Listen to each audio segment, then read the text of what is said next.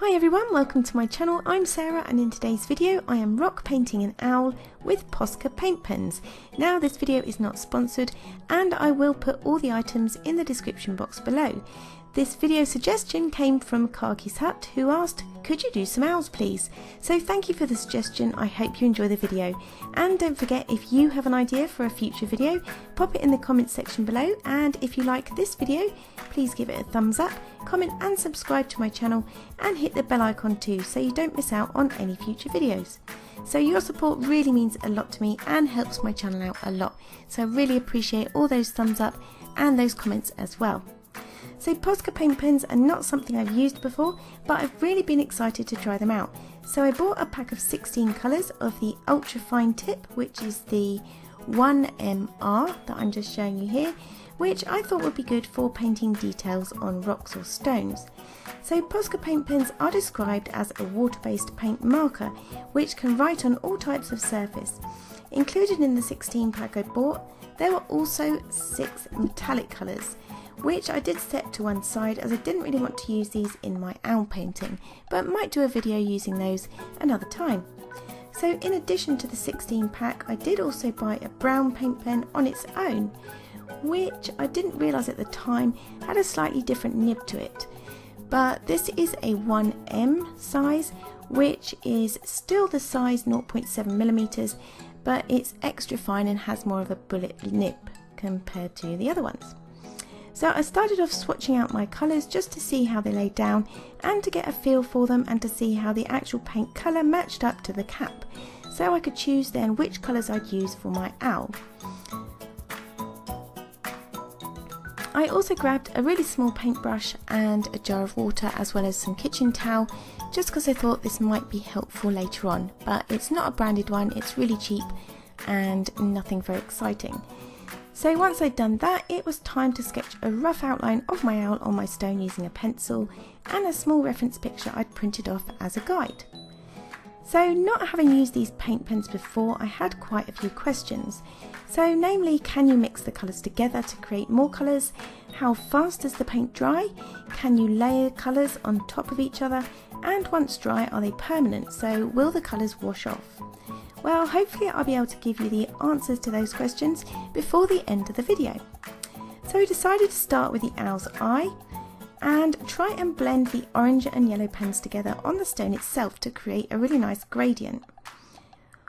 And that did seem to work quite effectively, so that answers my first question. Yes, you can blend them together directly on the surface of the rock, whilst they're still wet at least.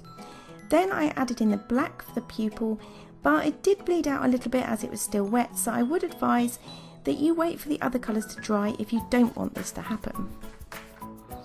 So then I went in and used the same technique to blend first the black, then the dark blue for the beak, and I then added some of the white paint pen over the blue to blend in some highlighted areas, and this was fine, but this technique did mean that I had to clean the nibs off after blending the individual colours on a scrap of paper, as some of the colours did transfer particularly onto the white nib.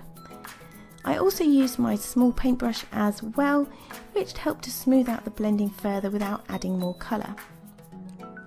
So then I went back over the orange part of the owl's iris again, which had dried, and that was just to brighten up the colour, and this answered a few more of my questions about layering and drying time.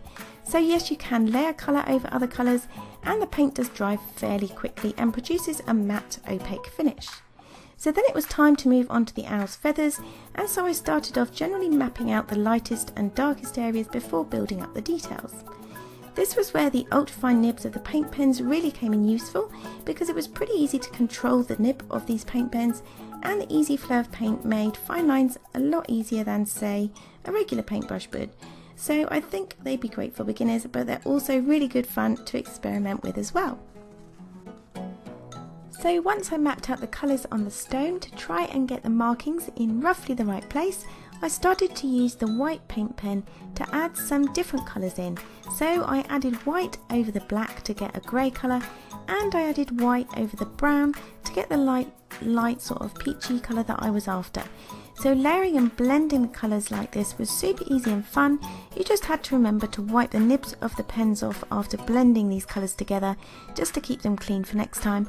But this was easy and quick to do without any damage to the pen nibs themselves.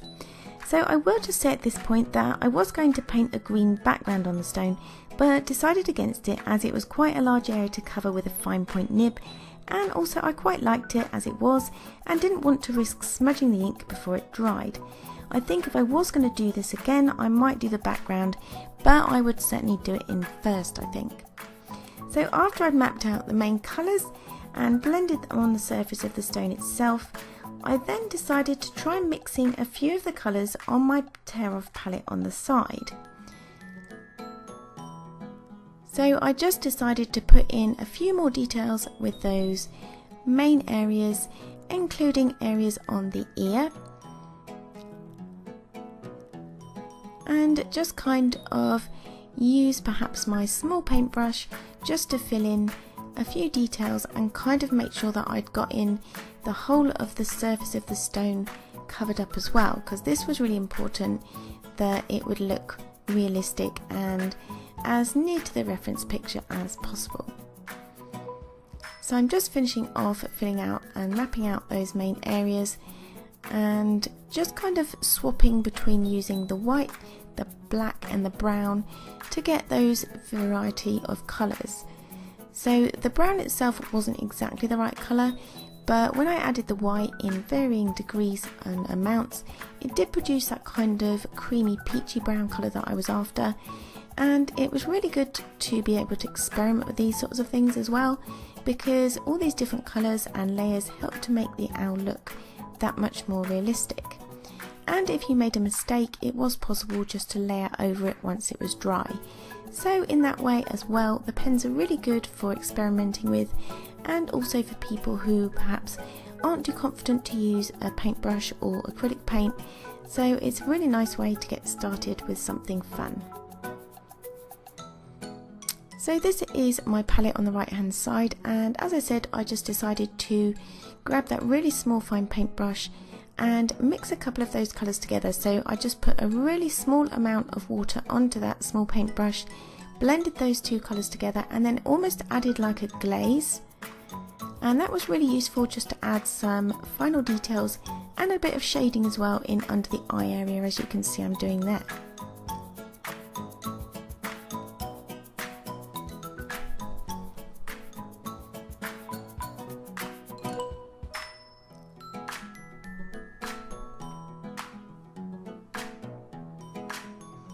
It was important just to do a small amount at a time though, because even on this palette, which has quite a shiny surface to it, they did dry quite quickly.